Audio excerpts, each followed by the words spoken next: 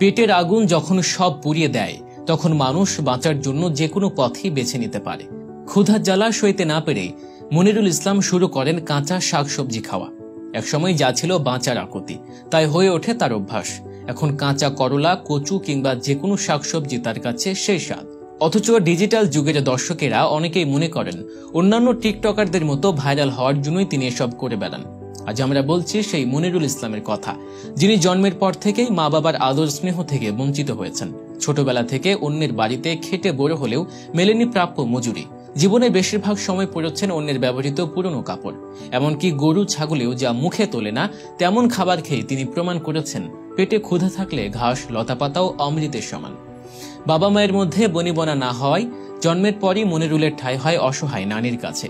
অন্যের বাড়িতে কাজ করে আর কাঁথা সেলাই করে যা আয় হতো তা দিয়ে চলত দুজনের জীবন। এভাবেই খেয়ে না খেয়ে বেড়ে উঠতে থাকেন মনিরুল। বাড়ির পাশের স্কুলে ভর্তি হলেও সেই সৌভাগ্য বেশি দিন টেকেনি। প্রথম শ্রেণী থেকে দ্বিতীয় শ্রেণীতে ওঠার সময় শিক্ষক মাত্র 10 টাকা ভর্তি ফি চেয়েছিলেন। কিন্তু যে সংসারে দুবেলা খাবার জোটানোই দায়, সেখানে 10 টাকা যেন 10 লক্ষ টাকার সমান। টাকা দিতে না পারায় সেদিন নাতির উপরে নেমে আসে প্রচন্ড রাগ আর মারধর। সে মারের সাথেই যেন চিরতরে মরে যায় তার পড়ালেখার স্বপ্ন। এমন সময় পাশের বাড়ির এক সরকারি চাকরিজীবী তাকে পড়ালেখার কথা বলে নিজের বাড়িতে নিয়ে যান, কিন্তু সে স্বপ্ন দ্রুতই দুঃস্বপ্নে পরিণত হয়। পড়ালেখার বদলে তার কাঁধে তুলে দেয়া হয় প্রতিদিন 20 থেকে 30টা গরু চড়ানোর দায়িত্ব। বিনিময়ে বছরে মিলত 2টো হাফ প্যান্ট, 2টো গেঞ্জি আর 1 জোড়া স্যান্ডেল। সকালে পান্তা খেয়ে গরু নিয়ে বিলে বেরিয়ে যেতেন, আর দুপুরে খেতেন সাথে করে নিয়ে যাওয়া সামান্য চিড়ামুড়ি। তৃষ্ণা মেটাতে হতো কাঁকড়ার গর্ত খুঁড়ে পাওয়া পানি দিয়ে, কিন্তু তাতে ক্ষুধা মিটত না। পেটের তীব্র যন্ত্রণা তাকে বাধ্য করে এক নতুন পথ খুঁজে নিতে। বেঁচে থাকার তাগিদে খেতে শুরু করেন কাঁচা শাকসবজি, বুনো ফল আর কচু। যা পেতেন তাই তার কাছে অমৃত মনে হতো। মা বাবা বেঁচে থেকেও যেন পৃথিবীর বুকে তিনি ছিলেন একা এতিম। এক পর্যায়েও নানিও মারা যায়। তার আশ্রয় হয় খালার বাড়িতে। সেখানে 4 বছর পেটে ভাতে পাওয়ার টিলার চালান।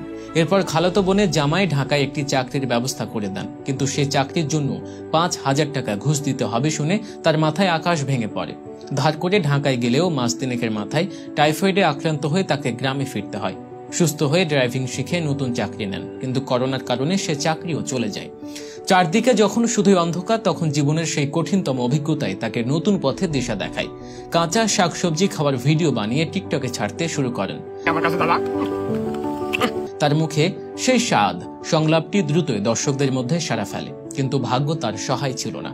ফেসবুক পেজটি জনপ্রিয় হওয়ার পরপরই তা হ্যাক হয়ে যায়। হতাশায় তার পথ বেছে নিলেও ভাগ্যক্রমে সে যাত্রায় বেঁচে ফেরেন।